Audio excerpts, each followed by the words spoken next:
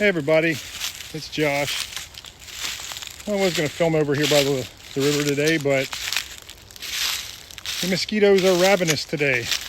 Back up around 80 in Raleigh. So I'm going to take a little walk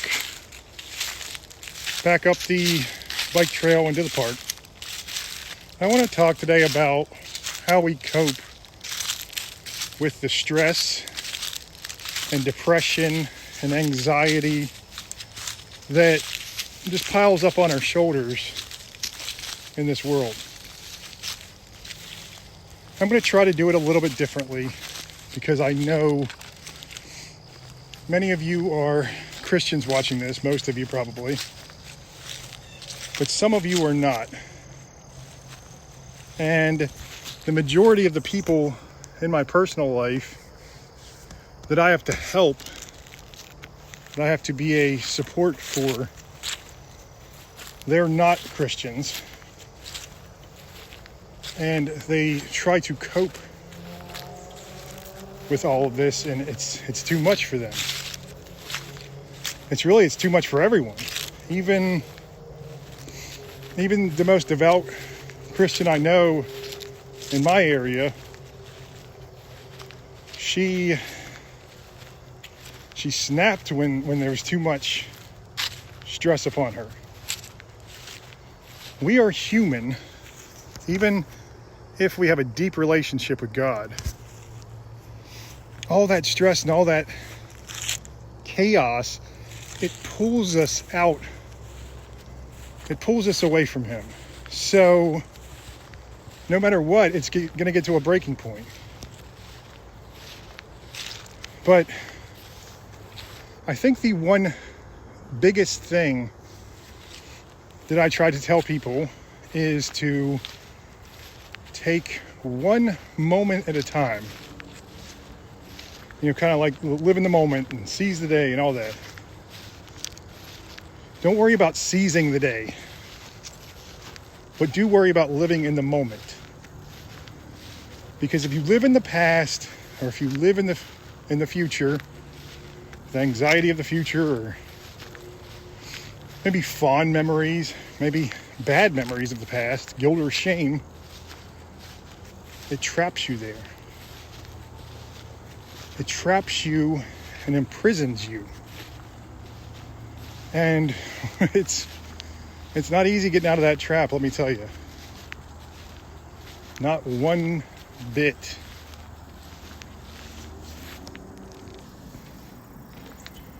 I often try to... I learned a little something from watching about the Navy SEALs and their training. And when they're in Hell Week, what they do is they focus on, what some of the people do, they focus on the next 10 minutes. Short-term goal. Said, all I need to do is make it through these 15 minutes, and then I'm on to the next 15 minutes. Don't even worry about what that next 15 minutes will bring. You make it to the next break, or you make it to the next checkpoint, or whatever you're doing. I think this is a great tactic to use. But I want to express that it seems like former military men and women, they are the ones who, they live in that chaos a lot of times. They live, even though they bring order to the chaos, or they try to. But having things like PTSD from battle, or, any of the stuff that you learn to cope with while being in most forms of the military. I was talking to my brother in the comments, and he brought up Bob Ross, and I'd heard a story where he was in his younger days a drill sergeant. So I looked it up, and it actually was he was in the Air Force for 27 years, and then he he got to the rank of Master Sergeant. So an officer in the military, and you know, a lot of times the officers, they get to a certain point and it's just like paperwork and stuff, but when you're younger, you go through it. You go through hell. And Bob Ross, what happened with him, he went through the chaotic times, and his faith in Christ is what calmed him. He was maybe one of the best evangelists. You know, we had two great, I guess they were both on PBS, public broadcasting. We had Bob Ross. If you don't know, look him up. He's a painter. He makes everything look just so easy. These elaborate pictures. But you also have Mr. Rogers, another great evangelist. It was just a great lineup of just people who were as peaceful as could be. Now, I know, if you guys have been listening to me, you probably have heard my thoughts on therapists and that whole fun scene.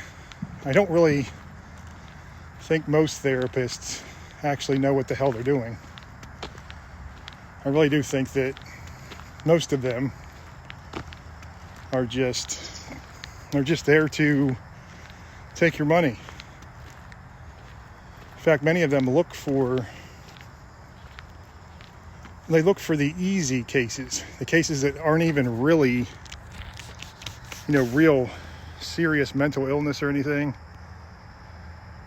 And they'll take you into their care and act like, oh, look at the miracle that I performed. I cured all these people. Maybe they'll give you some false diagnosis or something.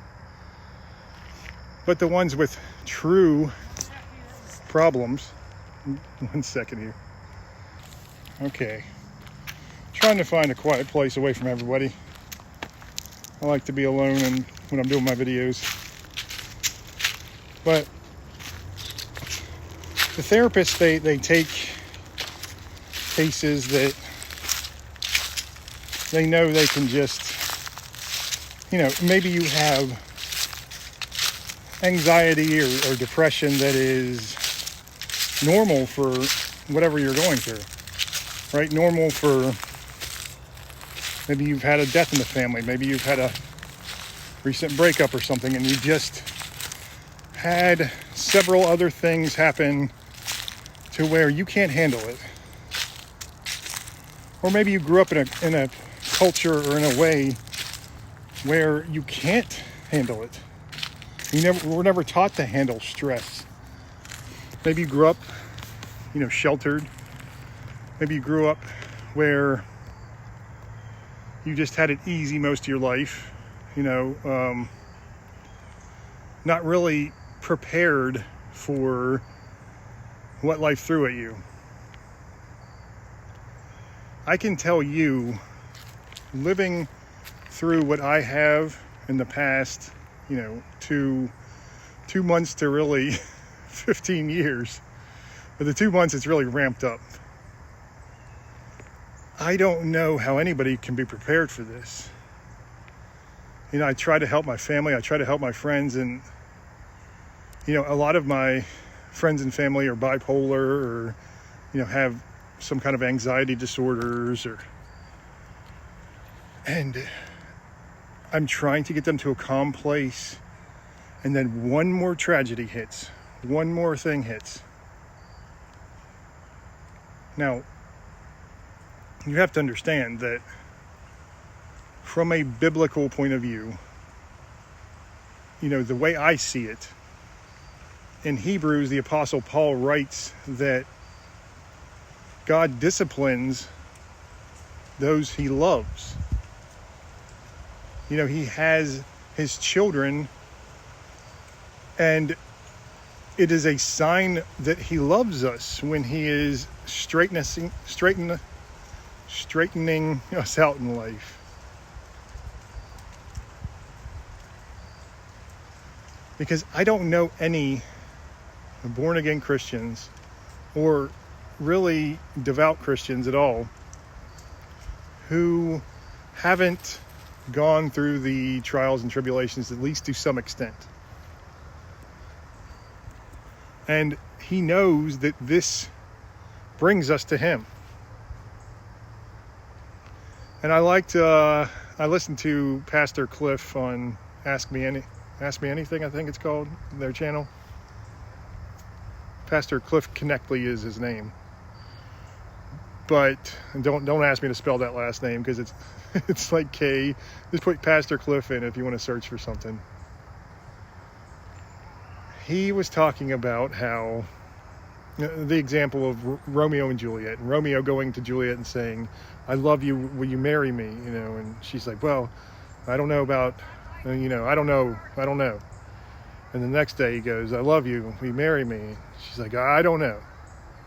The next week he goes, "I love you, will you marry me?" She's like, "I don't know if I'm ready yet." This is our relationship with God. You see it if you read the book of Hosea. He's an Old Testament prophet. And I'm sorry if you guys have heard me talk about him before too. But God told him to marry an unfaithful woman who was actually a temple prostitute. Because back then they had the worship of Baal and Moloch and all these false gods, and they had temple prostitution. They went to the actual temple and were prostituting themselves out. And so he married this woman, and she kept cheating on him. This was obviously what God knew she would do. She cheated on him so many times, and she would go back to him, act like she loved him, then go cheat on him again. Finally, I think it's a little hawk back there. Finally, she was sold at she was put up for auction near the temple where they were doing an auction for slaves. Because she had been there prostituting herself so many times, her lover took her and sold her. And Hosea had to go and buy his wife back. And why did God put his prophet in a position like this? You have to understand that the entire Bible, but especially the Old Testament, is God guiding his people, slowly trying to guide his people away from the darkness and towards him. And it seems like a battle that no one can win, because we are so corrupt and we are so far gone. But then Christ came and changed everything.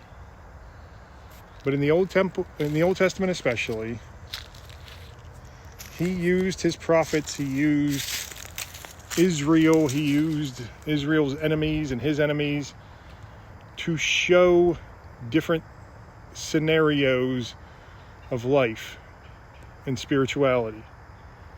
And he had Hosea, his prophet, marry this unfaithful woman because he needed to show what it felt like when we are unfaithful to him all the time.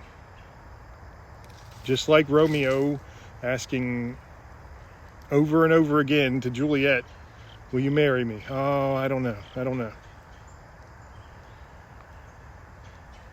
Hosea, he couldn't be too mad at his wife, because this is the way that he and everyone else in Israel, for the most part, treated God.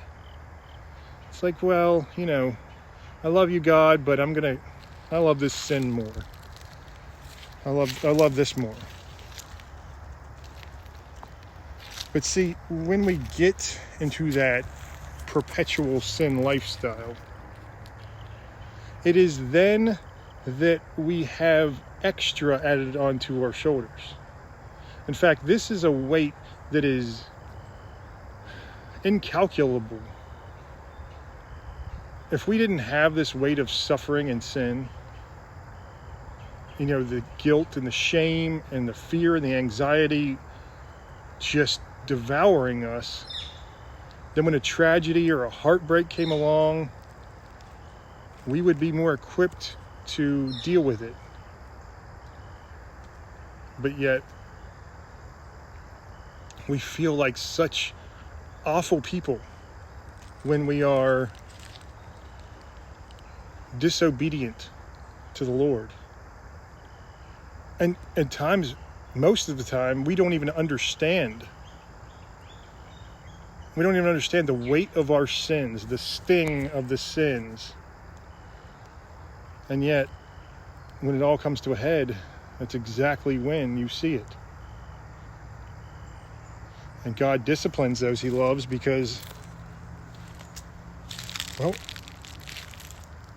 better to suffer some existential crisis, even if it hurts so bad and we're like, wow, why would a loving God do this to us?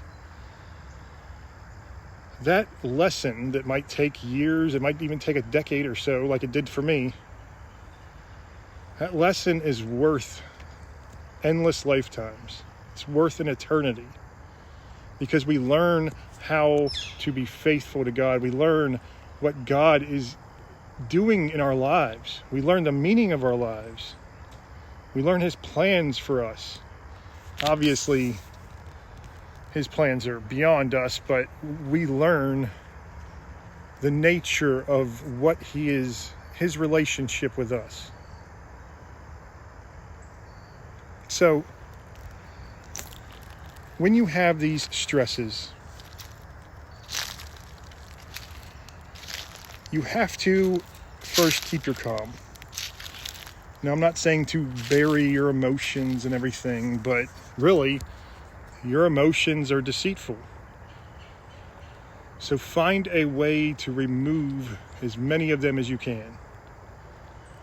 Or focus all of the attention into love and compassion and hope and the positive emotions. Now,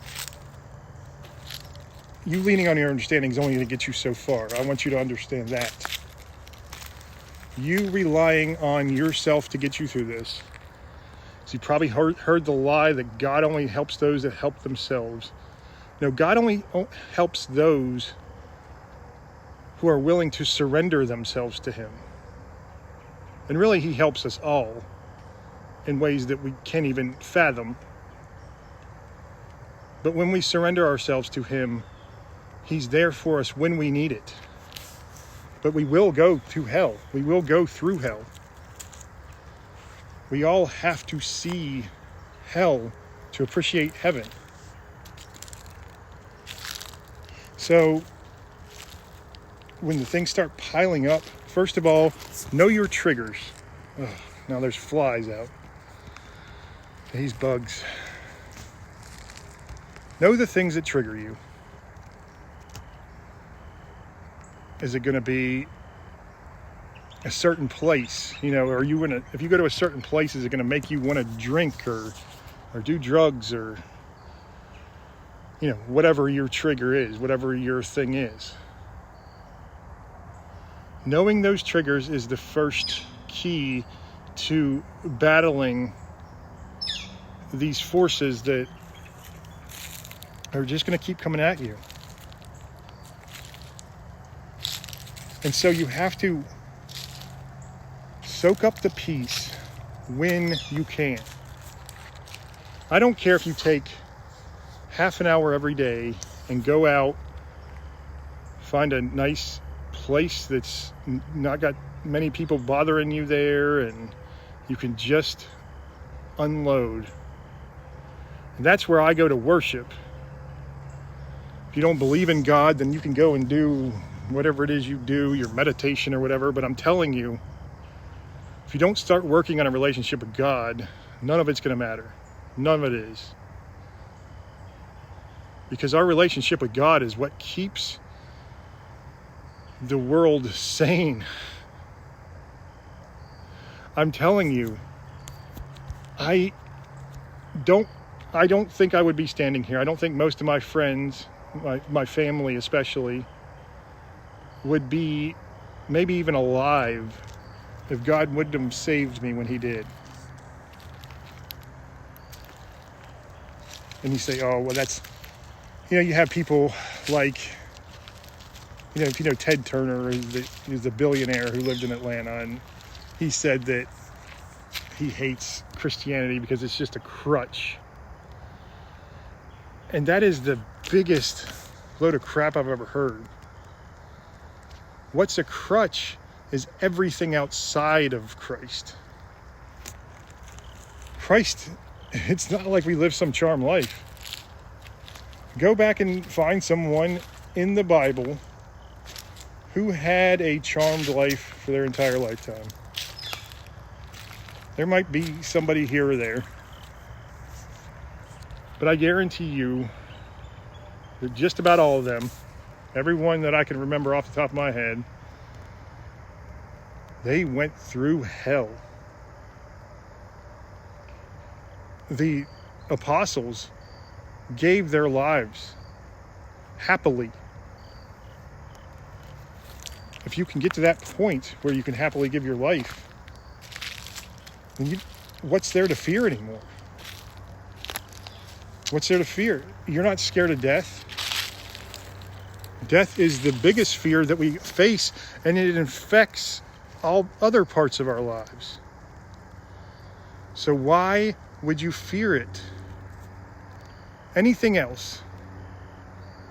The only thing I can think of is, something happening to my kids or something that would maybe throw me off course, pull me away from God more than I want to be. But I try everything I can in the extreme situations I put into to let it draw me closer to him. Anxiety is a tough one. Because look, you might have something in your body, in your thyroid or something, that just sends all kinds of chemicals and just your heart starts pounding and you get that sweaty dizziness. So you have to try to, if you need medicine for that, absolutely get it.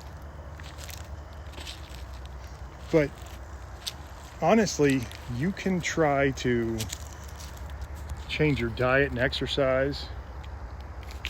And it's not easy today, believe me. And I'm not the pot calling the kettle black for sure. I am just telling you. I've been a personal trainer before in my life, in a previous life, right? And I can tell you, I felt incredible. I felt like I could conquer the world. Now that was a false confidence, sure, but treating your body like a temple and eating lean meats and vegetables and fruits,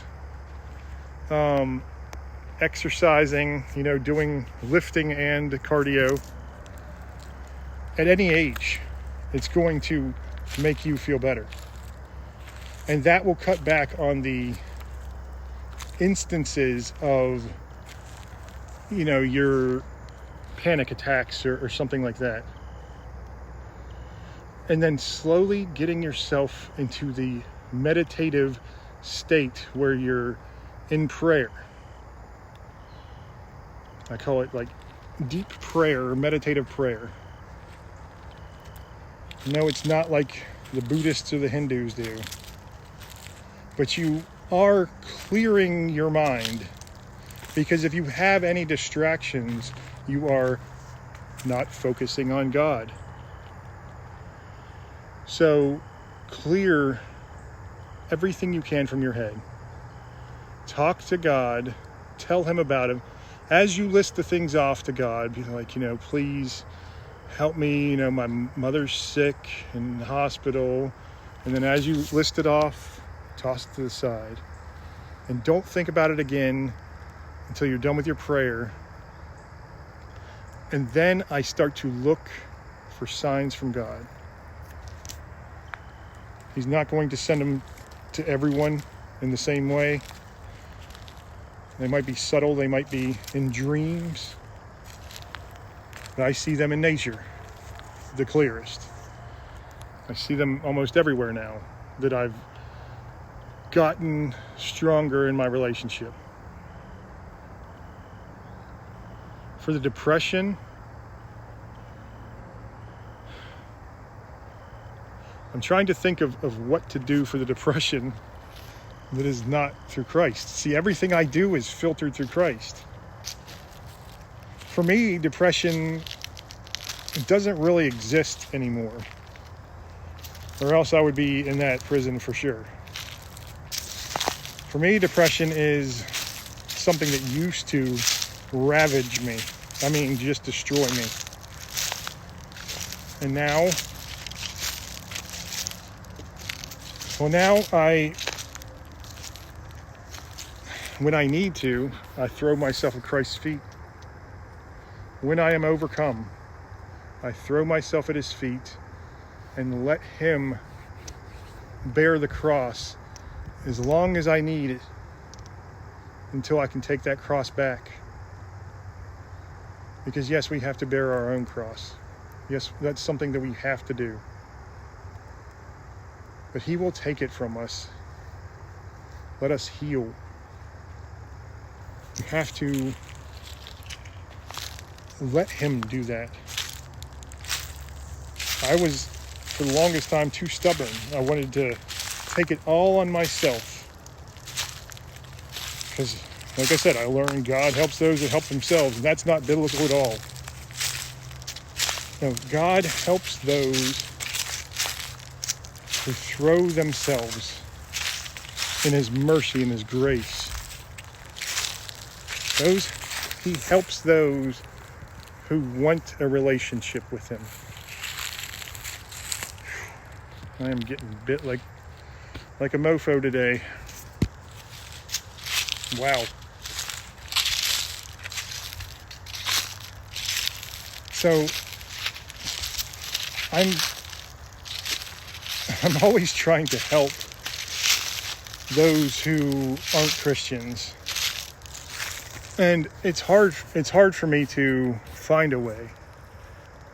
But what I said to somebody that was very close to me, which is what I'll wrap it up on, and they were going through living hell too. Just one thing after another, relentless stress and anxiety. And I told them that this is the brokenness that we have to go through. Ooh. Got them. At least they're slow today. After drinking all my blood. Those mosquitoes. But that brokenness is what wakes us up. Our brokenness leads to a spiritual awakening where we are able to see God.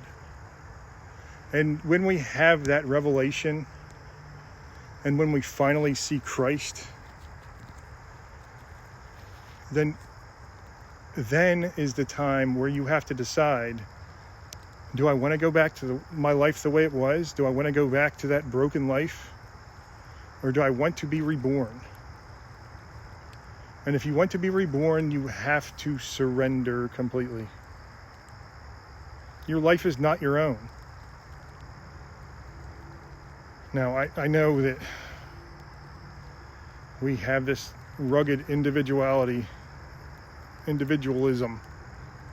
this freedom, but it is the ultimate freedom. Being a slave to Christ is the ultimate freedom. Because I guarantee you, until you